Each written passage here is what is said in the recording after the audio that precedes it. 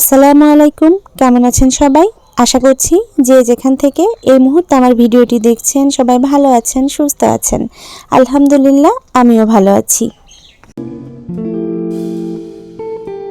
দেখতে দেখতে অনেকগুলো রোজা প্রায় শেষ হয়ে এসেছে আর আমারও বাড়ি যাওয়ার প্রস্তুতি চলছে।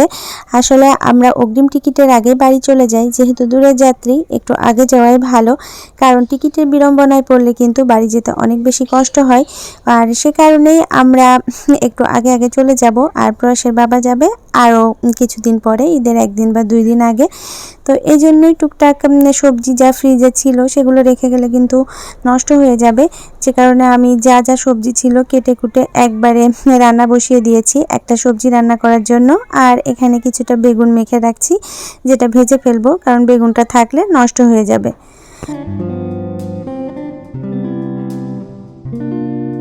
কোথাও যাওয়ার আগে আমরা মেয়েরা কিন্তু অনেক কিছু গুছিয়ে রেখে তারপর বাসা থেকে বের হই।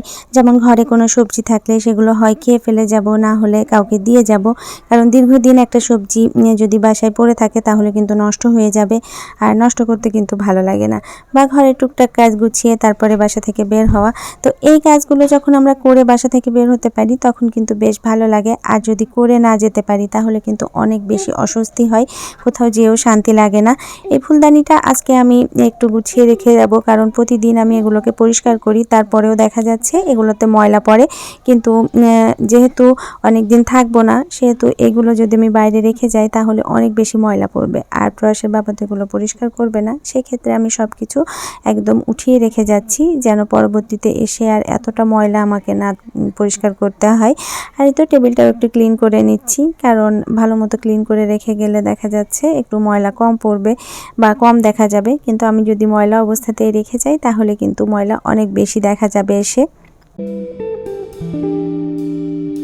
কার্পেটটা আমি প্রতিদিন উঠিয়ে ঝেড়ে ঝেড়ে পরিষ্কার করি। তো যেহেতু বেশ কিছুদিন থাকবো না, সে কারণে আমি কার্পেটটা উঠিয়ে রেখে যাচ্ছি, কারণ এর উপর ময়লা পড়লে অনেক বেশি ময়লা হয়ে যাবে।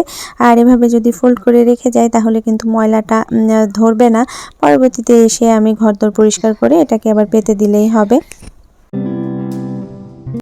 ভিডিওর এই অংশ পর্যন্ত জুড়ে যদি কেউ আমার সাথে থেকে থাকেন তাহলে প্লিজ ভিডিওতে একটি লাইক দিয়ে দিবেন। আর যদি ভিডিওর কোনো অংশ কোথাও যেয়ে ভালো লেগে যায় তাহলে আমার চ্যানেলটি সাবস্ক্রাইব করে আমার সাথেই থাকবেন।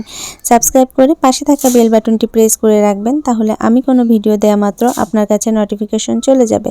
আর আপনার যদি সময় সুযোগ হয়, ভালো লাগে, আপনি সেটা দেখেও নিতে পারবেন। সব কাজকর্ম সেরে আসতে আসতে এই যে আমার যে সবজিটা বসিয়েছিলাম সেটাও কিন্তু রান্না হয়ে গিয়েছে। আর এখন আমি সবজিটা নামিয়ে নিচ্ছি। এই ভিডিওটা যতদিনে আপনারা দেখবেন ততদিনে কিন্তু আমি বাড়িতে চলে গেছি। আর বাড়িতে বসে ভয়েস দেওয়ার কারণে কিন্তু অনেক বেশি শব্দ এসেছে এই ভিডিওতে। আশা করি সেটা আপনারা ক্ষমা সুন্দর দৃষ্টিতে দেখবেন।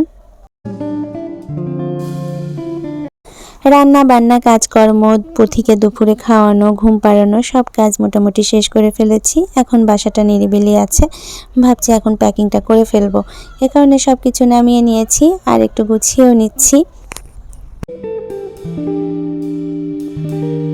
বাড়িতে যাওয়ার আগে প্যাকিং করতে আমার যেমন ভালো লাগে তেমন একটু ঝামেলাও মনে হয়। যতক্ষণ পর্যন্ত সব কিছু গুছিয়ে না নিচ্ছি ততক্ষণ পর্যন্ত মাথার উপরে একটা অনেক বড় ঝামেলা মনে হয়। সবচেয়ে বড় ঝামেলা সেটা হচ্ছে কি নিব, কোনটা নিলে ভালো হয়।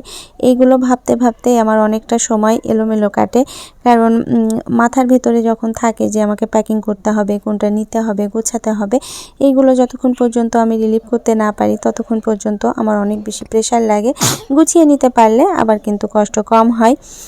এখন সাজগোজ খুব একটা যে করি তা না, কিন্তু মেয়েটা বড় হচ্ছে, ছোট মানুষ, একটু সাজগোজ করিয়ে দিলে কিন্তু ভালোই লাগে। এ কারণে টুকটাক জিনিসপত্র গুছিয়ে নিচ্ছি। খুব যে বেশি কিছু নিচ্ছি তা না, অল্প স্বল্প জিনিসপত্র যেগুলো না নিলেই না, সেগুলো গুছিয়ে নিয়েছি।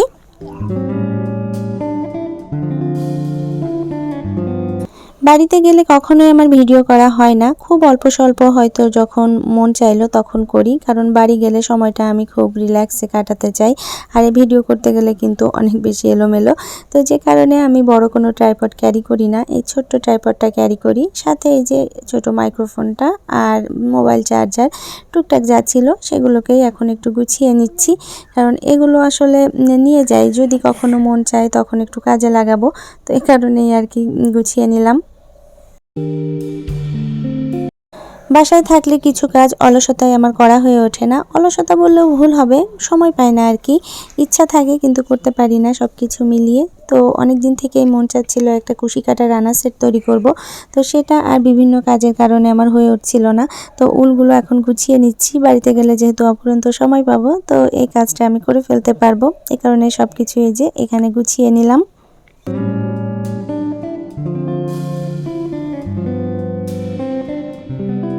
এটা হচ্ছে পরের দিন সকালবেলা যখন চলে যাব ঠিক সেই মুহূর্ত। তো গাছগুলোকে একটু দেখে নিচ্ছিলাম, আর এই তো দরজা জানালাগুলো ভালো মতো বন্ধ করে দিচ্ছিলাম। যদিও প্রয়াসের বাবা বাসায় থাকবে, তারপর আমি সব কিছু বন্ধ করে যাচ্ছি, কারণ সকাল থেকেই বেশ গুড়ি বৃষ্টি হচ্ছে। বাই চান্স কোনো কারণে যদি জোরে বৃষ্টি শুরু হয় তাহলে কিন্তু ঘরের মধ্যে পানি চলে আসবে।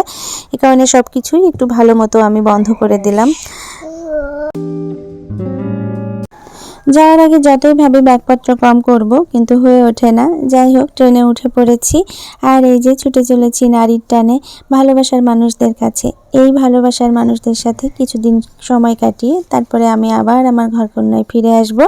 আপনারা ততক্ষণ পর্যন্ত ভালো থাকবেন, সুস্থ থাকবেন, আমাদের জন্য দোয়া করবেন। আল্লাহ হাফেজ।